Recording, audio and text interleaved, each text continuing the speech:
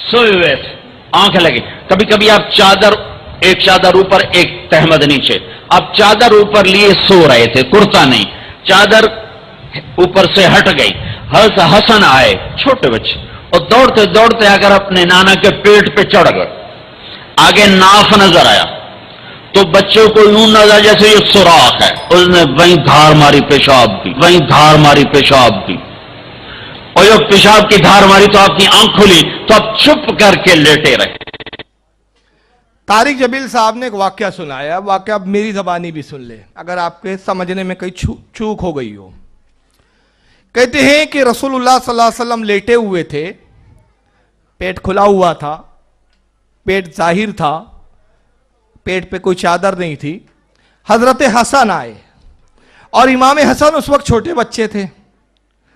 आए, नबी के पेट पे सवार हो गए तो हुजूर का नाफ नजर आया, बोमनी भी जिसको बोलते हैं।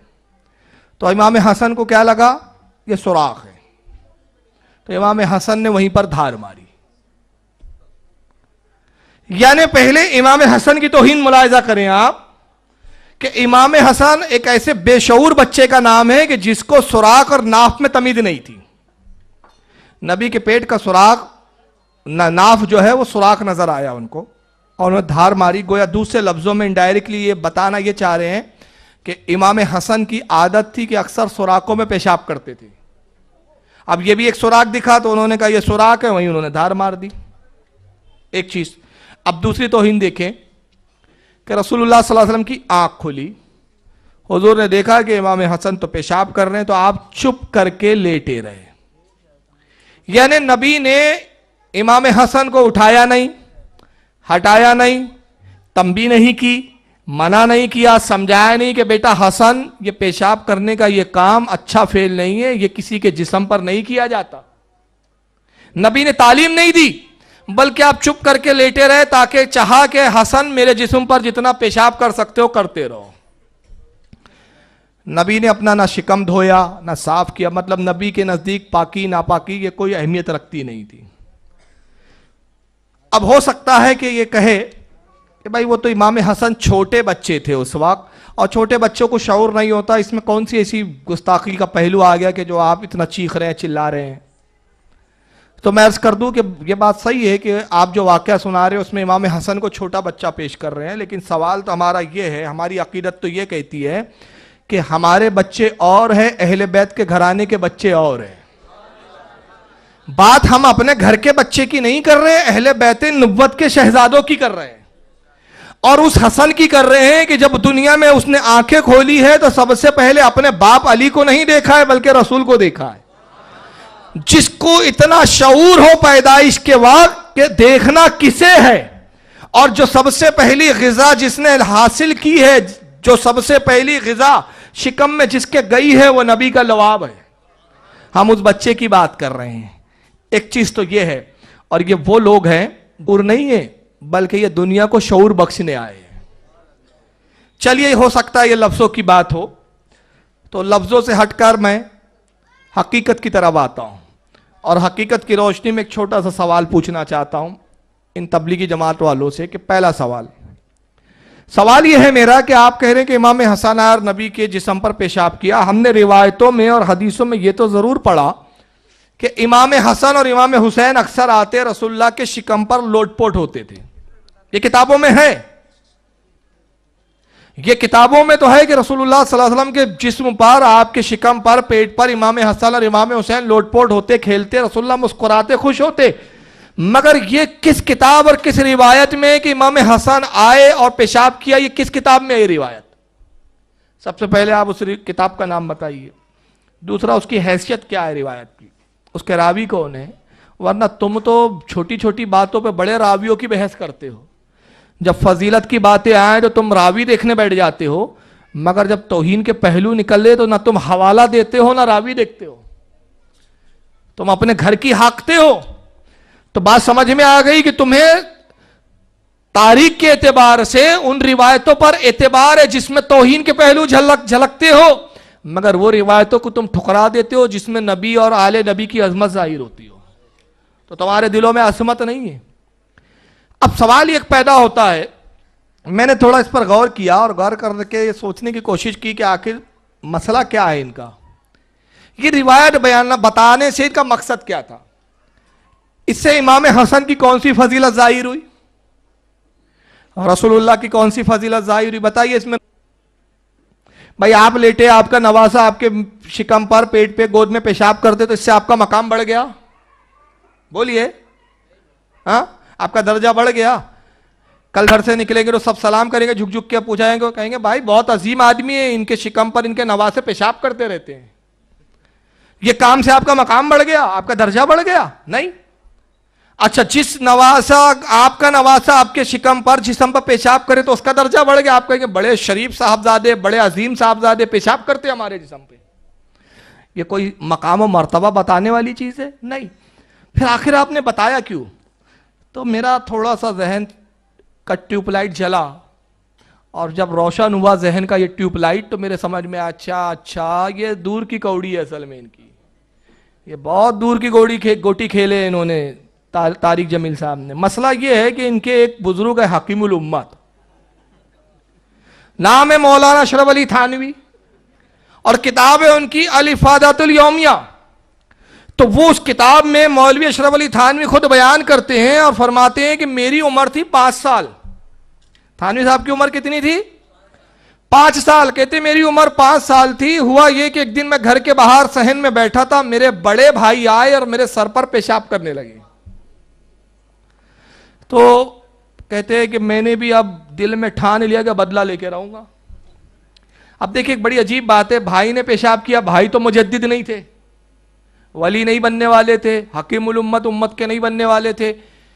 وہ تو عام آدمی تھے، یہ حکیم الامت تھے، یہ ولی تھے، جماعت دیوبند کے بہت بڑے بزرگ اور مشائخ ہونے والے تھے آنے والے دور کے.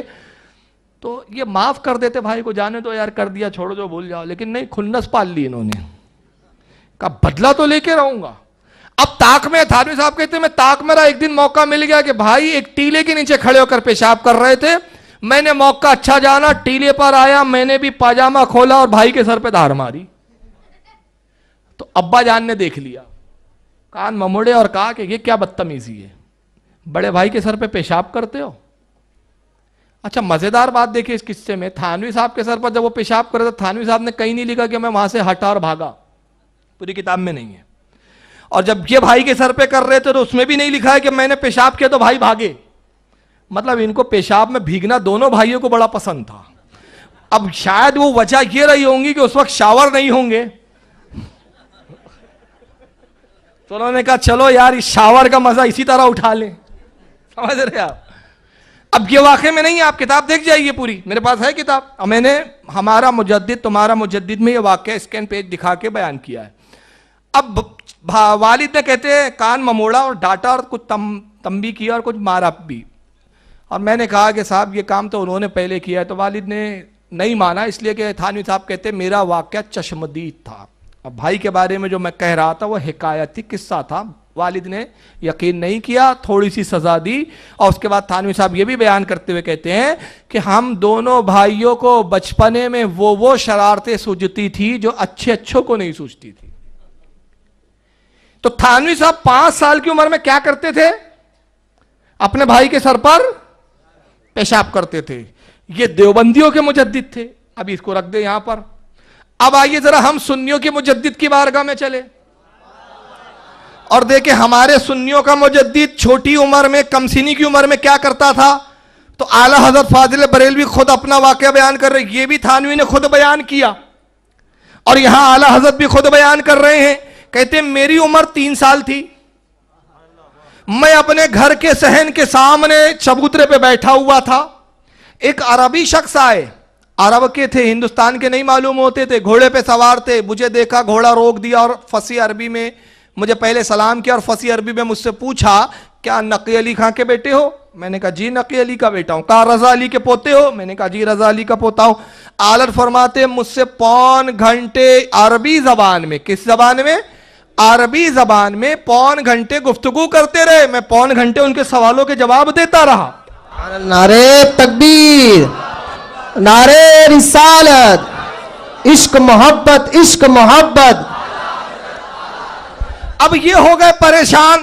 انہوں نے دیکھا یا اللہ ہمارا مجدد اتنا بڑا پاگل، اول تو بھائی کے سر پہ پیشاب کرنا نہیں تھا، کیا تو بتانا نہیں تھا، بتایا تو لکھنا نہیں تھا، لکھا تو چھاپنا نہیں تھا، چھاپا تو منظر عام پر آنے نہیں دینا تھا، ایک کے بعد ایک اتنی غلطی۔ اب یہ جب سنی پڑھیں گے کہ ہمارا مجدد 5 سال میں دھار مارے اور سنیوں کا مجدد 3 سال میں عربی بولے، تب کرے تو کیا کرے؟ تو طارق جمیل نے کہا گھبراؤ مت یارو، میں ہوں نا قذاب اعظم، جھوٹ گڑنا تو اپنی پرانی فطرت ہے، ابھی میں گڑ کے دیتا ہوں۔ کہا امام حسن آئے، نبی کے شکم پر سوار ہوئے، ناف نظر آیا، دھار مار دی، تاکہ جب یہ واقعے کا ذکر ہو تو ہم کہہ سکے بھائی یہ کام تو امام حسن بھی کر لیا کرتے تھے، تھانوی صاحب نے کر لیا تو کون سا پہاڑ آ گیا؟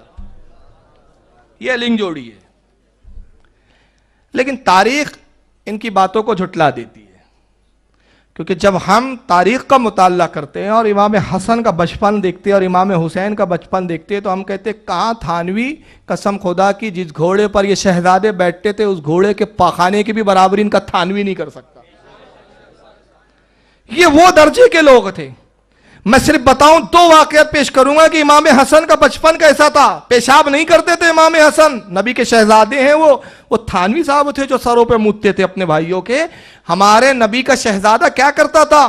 مولا کائنات کے بارے میں جب رسول نے فرمایا انا مدینۃ العلم ولی بابھا، میں علم کا شہر ہوں، علی اس کا دروازہ ہے، تو ایک مقام پر کچھ یہودیوں کی میٹنگ ہوتی ہے، سب یہودیوں کی جماعت کے بڑے بڑے علماء ہیں، فضلاء ہیں، بڑے بڑے علامہ جمع ہوئے۔ انہوں نے کہا آج بڑا اچھا موقع آ گیا، موقع یہ آیا کہ ہم محمد سے کچھ بھی پوچھتے ہیں تاکہ محمد علم کا جواب نہ دے سکے تو ہم کہہ سکے کہ محمد جھوٹا ہے معاذ اللہ، مگر محمد ہر بات کا جواب دے دیتے ہیں، محمد کو جبریل بتا دیتے ہیں۔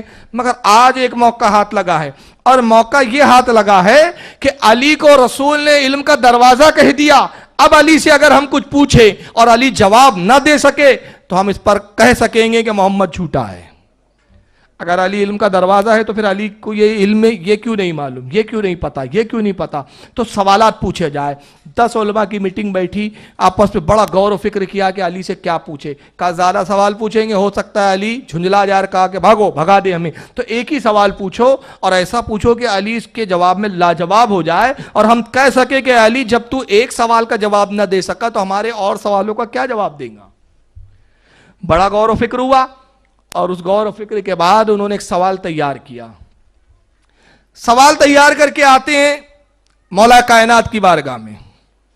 کہا علی ہم نے سنا ہے کہ آپ کے نبی نے کہا انا مدینۃ العلم ولی بابھا، میں علم کا شہر ہوں، علی اس کا دروازہ ہے۔ کہا بے شک میرے نبی نے جو کہا حق فرمایا، میں علم کے شہر کا دروازہ ہوں، پوچھو مجھ سے کیا پوچھنا ہے۔